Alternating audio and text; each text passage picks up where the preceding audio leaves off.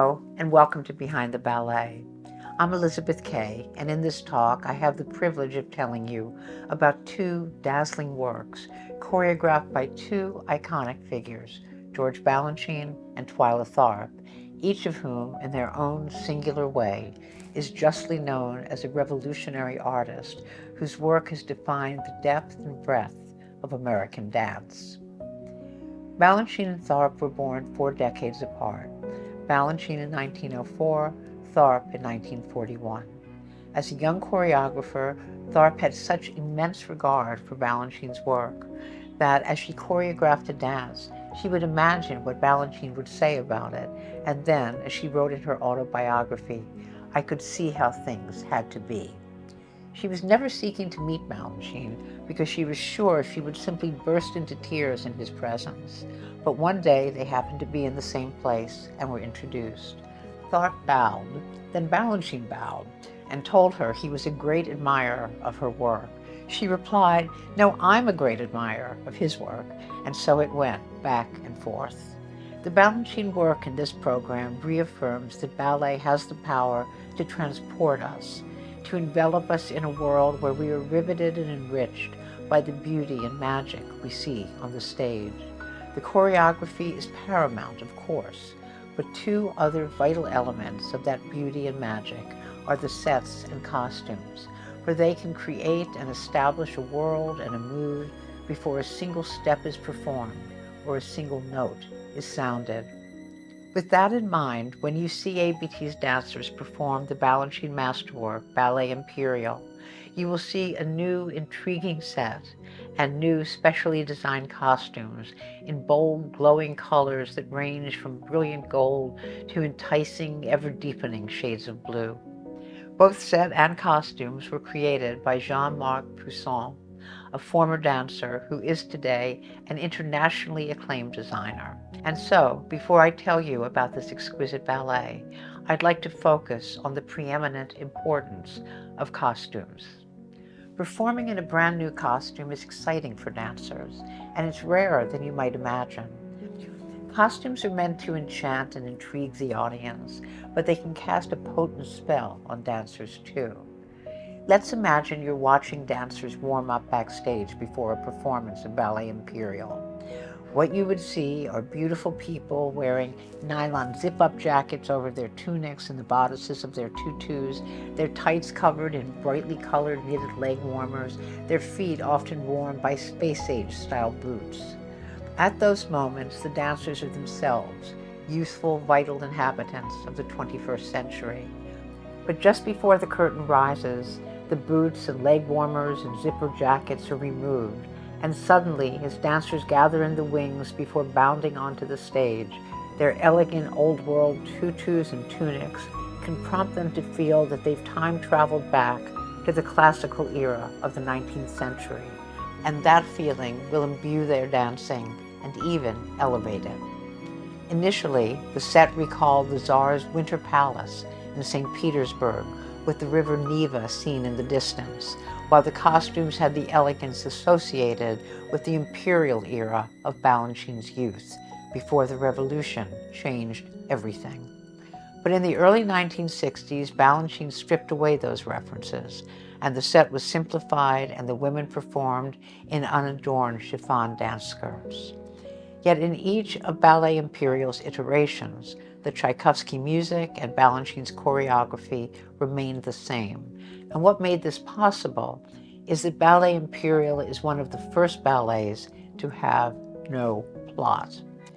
You know, tone tends to be an underappreciated quality in a ballet, and the tone Balanchine establishes in Ballet Imperial is rich with the consummate graciousness that permeated the grand 19th century ballets of Petipa and Tchaikovsky, Sleeping Beauty, The Nutcracker, and Swan Lake, ballets to which Ballet Imperial pays homage.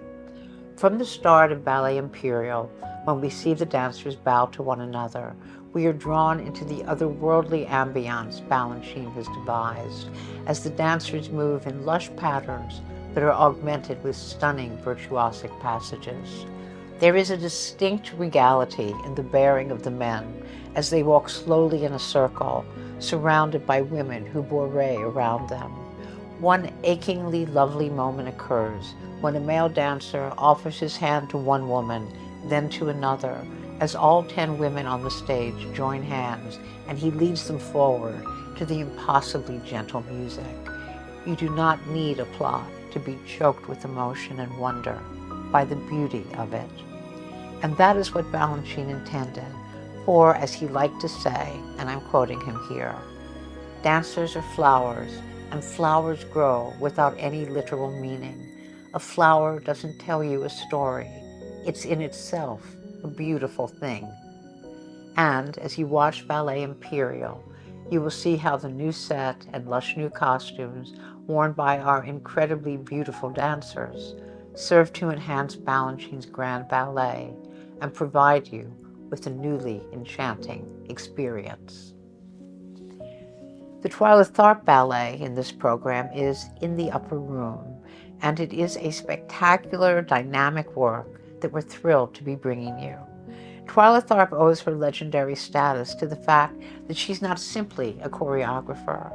Tharp is a visionary, an iconoclast. As such, she is one of those artists, as Balanchine also was, who comes along from time to time and shakes things up because they have the imagination and inventiveness to see beyond what dance is, and the courage, conviction, and daring to show us what it can be. Since establishing her own company in 1965, Tharp has choreographed more than 160 works, comprised of 129 dances, 12 television specials, 6 Hollywood movies, among them Hair, Ragtime, and Amadeus, 4 Broadway shows, including Movin' Out, set to the music of Billy Joel, and 2 figure skating routines. Along the way, she garnered a Tony Award for Movin' Out, 2 Emmy Awards, became a Kennedy Center honoree, and received countless kudos for her innovational work, which melds the abundant grace and technical precision of ballet with the luxuriant freedom of contemporary dance, and infuses it all with jazz moves and moves that abound with flash and attitude, with exuberance, irreverence, flirtatiousness, and a distinctly urban cool. Now, if this doesn't sound revolutionary now, it was absolutely revolutionary when Tharp instituted it in 1973 with a work she called Deuce Coupe, set to music by the Beach Boys. This was the first fusion work and the first dent in the impenetrable wall that historically existed between ballet and contemporary dance, a wall so high that, for example, Martha Graham refused to allow her modern dancers to take a ballet class. But Tharp had no use for walls, and she signaled the direction of her own work and by extension the trajectory of American-made dance when she asserted some time ago, "I'm beginning to think that walls are very unhealthy things." Twyla Tharp was born in Indiana. Her mother named her after the girl who was crowned Pig Princess at the 89th Muncie, Indiana Fair. Her name was Twyla, but Twyla's mother had big plans for her infant daughter, so she changed Twyla to Twyla, which she decided would look better on a theater marquee. So grand were her mother's plans that Twyla's birth announcement read, "She'll grow up to be famous, of that we've no doubt." Twyla's preparation for fame began at 18 months old, when her mother gave her music lessons that revealed that Twyla had absolute pitch and could pick out on the piano any song her mother sang. When Twyla was 8, the family moved to Rialto, California, where the playroom was equipped with a floor for tap dancing, ballet bars, acrobatics mats, ballet slippers, tutus, castanets, batons, capes for matador routines. Soon she was taking lessons in baton, toe, and flamenco dancing, acrobatics, viola, violin, drums, and cymbals. When she was 12, she began taking ballet classes. Of that, she says, "I entered a new world." And you can see how this wide-ranging training readied Tharp to create the fusion works that would alter and enhance the art of dance. In the early 1960s, she came to New York City to study art history at Barnard College, while also studying dance with 2 contemporary dance masters, Merce Cunningham and Martha Graham. After college, she joined the Paul Taylor Company. 2 years later, she formed her own company. She was 24 at the time. As she began choreographing and experimenting with movement, Tharp and her cadre of gifted female dancers struggled through 5 difficult years. But gradually, she unearthed and developed what would become her unique choreographic signature.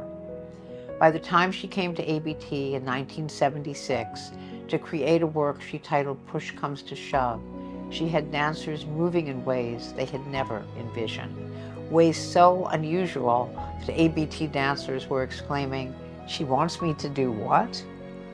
The leading role in Push was created on Mikhail Baryshnikov, who had joined ABT after defecting from the Soviet Union. Baryshnikov's wry humor and unmatched virtuosity made him ideal for a work that had him executing nearly impossible moves while spoofing his ballet hero image. And Push became a sensation that sealed Tharp's reputation as a major choreographic voice. Several years later, she returned to ABT to set In the Upper Room on the company. This epic, gorgeously relentless, plotless work is Tharp at her best and most daring. It's performed to a 9-part score by Philip Glass that is both gentle and pulsating and perfect for a work that requires its 13 dancers to evince fierce power and flowing grace. On the fog-filled stage, these dancers inhabit a space that defies any hint of time or place as they move with fantastic precision and driving energy that builds and builds and somehow builds even more. It's an eye-popping, riveting work that shows us anew that the dancer's essential task is to do incredibly difficult things and make such heroics seem natural and effortless. In the Upper Room also shows us Tharp's gift for wedding grace with athleticism and fervor with wit. And speaking of wit, make sure you look at the feet of the dancers wearing the ruby red pointe shoes, because what they're wearing with them are ruby red socks. You know, pointe shoes were devised some 200 years ago, but never were they paired with socks. What does it take to put that on the stage? It takes the sort of bold, iconoclastic artist that Twyla Tharp is.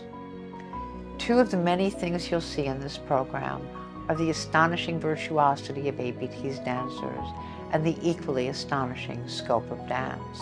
As further evidence of this scope, this program also contains a compelling pas de deux titled Neo, choreographed during the pandemic by Alexei Ratmasnky and created on 2 of our beloved principal dancers, Isabella Boylston and James Whiteside.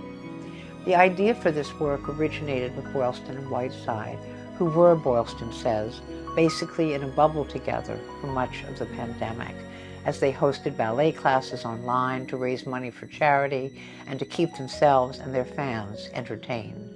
They reached out to Ratmasnky and began sending music back and forth, finally choosing a piece titled Neo, composed by Dai Fujikura and played on a traditional Japanese stringed instrument called a shamisen.